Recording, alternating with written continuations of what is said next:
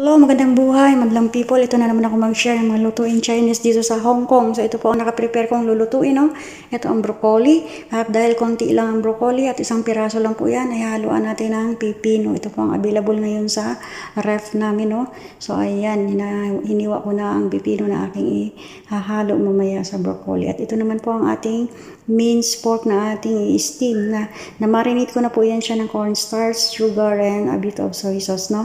And then, nilagyan ko siya ng mochoy, tawag dito sa Hong Kong mochoy. Ayan po ay ang binurong mustasa, maalat po yan. And then ayan po, isinalang ko na ang ating minced pork at steam natin siya ng 15 minutes. At ayan na po, luto na po ang ating steam minced pork, no? So atin naman pong iluluto ang ating gulay.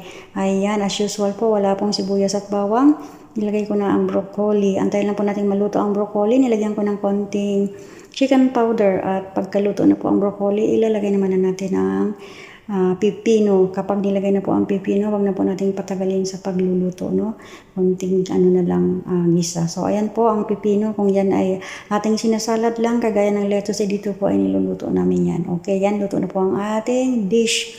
Ayan na po ang ating gulay na broccoli with pipino. And then, dalawa lang po ang niluto ko ngayon na dish kasi pagbibigay po ng dish yung sa baba. Sila Arlene, no? Sila grandpa. So, ayan po ang binigay nila na dish. Chicken, look-alike ng chicken apretada dahil ito po ay niluto sa tomato sauce with carrots, potato, and tomato. So, ayan lang po guys ang ating dish today. Ang ating chicken apretada, ang ating gulay na broccoli with pipino, at ang ating steamed minced pork. So, ayan lang guys. Thank you for watching. Have a nice day. God bless us all. Please don't forget to follow, like, and share my video.